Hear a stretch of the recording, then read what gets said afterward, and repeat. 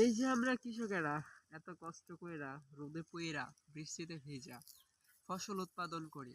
আচ্ছা, আমরা কি আমাদের ফসল তো দূর, আমরা কি আমাদের ঘামের মূল্য পাই? আমরা কি আমাদের পরিশ্রমের মূল্য পাই? এই প্রশ্নটা থাইকায় যায়।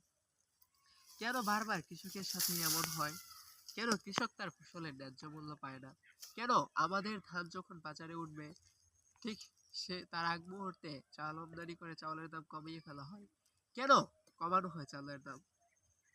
যদি এটা ভোক্তাকে সুবিধা দেওয়ার জন্যই হয়, তাহলে কেন আমাদের ধান বিক্রির পর আবার চালের দাম বেড়ে যায়? প্রশ্নগুলো থেকেই যায়। কেন আমাদের উৎপাদন খরচ কমানো হয় না? কেন আমাদের ফসলের দাম কমানো হয়? প্রশ্নগুলো থেকে যায়। কার কাছে থেকে যায়? অনলাইনে, অফলাইনে। কেউ তো উত্তর দেওয়ার মতো নাই। কার কাছে জবাবদিহি চাবো?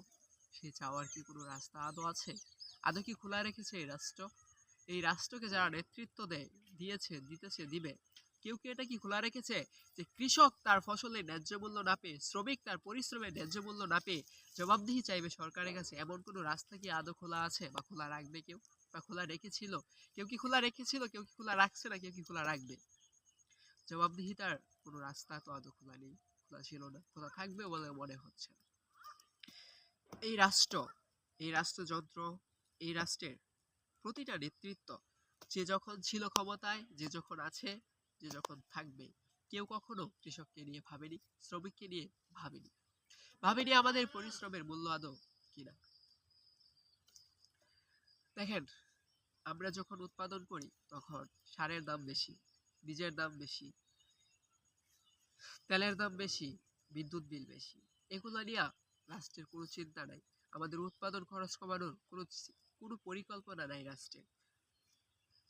দেখানো হয় সরকারি সার 21 টাকা কেজি, আমরা কিনতে হয় 30 টাকা কেজি।